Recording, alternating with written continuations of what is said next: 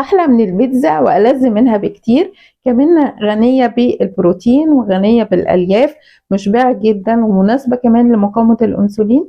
بس طبعا هناكلها بشروط وبكمية محدودة.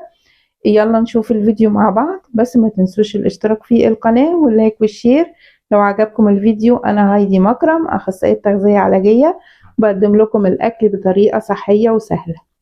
اول حاجة هجهز عندي هنا الدقيق اللي انا هستخدمه. هستخدم عندي دقيق الحبة الكاملة، وهجهز عندي مية تكون سخنة او فترة. بحط كوبايتين من المية تكون فترة، وبعد كده بحط عندي زيت زيتون، وبحط عندي كمان كيس من الخميرة الفورية. هقلبهم كويس. بعد كده هضيف 3 كوبايات من دقيق الحبة الكاملة، وانا بستخدم دقيق دوبيلا برضو نوعه حلو جدا، وفي كمان سنبلة الفرات. ببتدي ازود كمان معلقة كبيرة من الخل، ونص معلقة صغيرة من بيكربونات الصوديوم. دي طبعا مهمة جدا، علشان طبعا دقيق القمح الكامل مش بيرفع قوي او مش بيعلى قوي زي الدقيق الابيض، فاحنا لازم نحط الخميرة اللي هي بتاعت بيكربوناته مع الخميرة والخل، دول بيساعدوا انهم يرفعوا عندي العجين.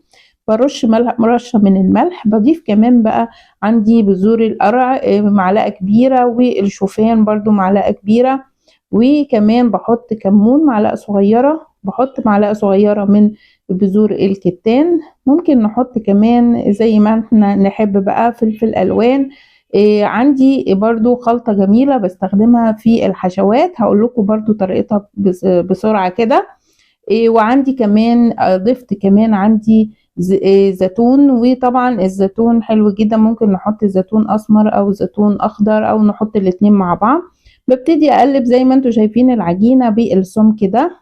وبعد كده بقى هقول لكم الحشوة اللي انا عملتها بسرعة كده، عشان لو حابين تحتفظوا بيها تكون عندكم تعملوا بيها حشوات كتير. عندي هنا فول الصويا، بحط لكل كوباية فول صويا بحط عليها كوباية مية مغلية.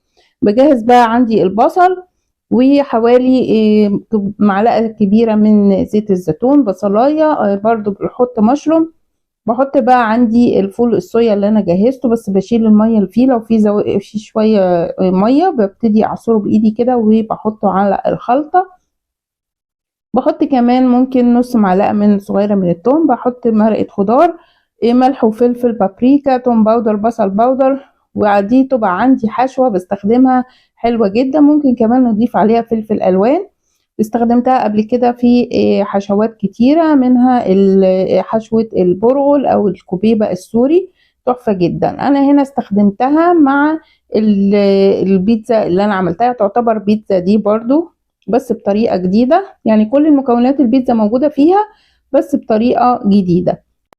هاخد بقى من الحشوة دي حوالي كوباية بس من الحشوة، وبحطها مع العجين. بجيب بقى عندي صينية وبدهنها بالزيت الزيتون، وببتدي بمعلقة ببلها في المية علشان ما تلزقش، لان شايفين العجينة طرية مش زي العجينة العادية.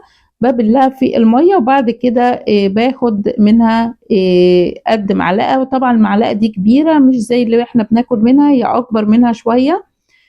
ممكن ان احنا نقطعها بقى وناخدها بأي طريقة، بس احنا يعني دي اسهل طريقة. ببتدي احط رشة بقى من الشوفان والسمسم، ممكن كمان نحط حبة البركة، كمان بدهنها من الوش كده بزيت زيتون. وبحطها في الفرن بقى على درجة حرارة 200، بتاخد حوالي ربع ساعة بالظبط وبتكون عندي استوت. بجد طالعة تحفة وطعمها خطير. عملت معايا 6 صينية 6، والصينية التانية عملت 3، عملت كمية حلوة، وحجم البيتزا او قطع البيتزا دي حلوة جدا. طبعا هي بيتزا بطريقة جديدة يعني، يا رب تعجبكم، بس سهلة وما فيهاش عجن وما فيهاش تخمير، وصحية مليانة بالبروتين. طبعا احنا اتعودنا ان احنا بناكل اي حاجة فيها كربوهيدرات مع بروتين، ولازم تكون فيها الياف. يعني مثلا الدقيق الاسمر مفيد جدا عن الدقيق الابيض لانه بيبقى غني بالالياف. كمان لما بناكل معاه بروتين بيقلل امتصاص السكر في الدم. عندي هنا استوت وبقت تحفة جدا زي ما انتوا شايفين. طيب ايه الكمية اللي ممكن نقدر ناكلها لو انا عندي مريض سكر او بعمل دايت او كده؟ ما نزودش عن 30 جرام او 40 جرام، وطبعا لازم ناكلها مع بروتين. وبما ان هي فيها بروتين طبعا نباتي زي البروتين اللي احنا حاطيناه البرغل سوري فول الصويا، او عندي هنا بروتين المشروم برضو، فهي غنية بالبروتين طبعا، وغير الفلفل والسمسم والحاجات دي، فدي بتقلل امتصاص السكر في الدم. لو عجبكم بقى الفيديو ما تنسوش الاشتراك في القناة واللايك والشير.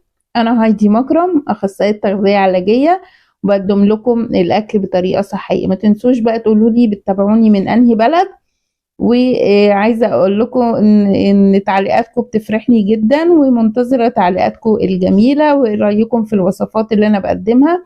ويا ريت كمان تجربوا الوصفة، بجد هتعجبكم جدا، مشبعة وهتساعدك على الشبع. باي باي.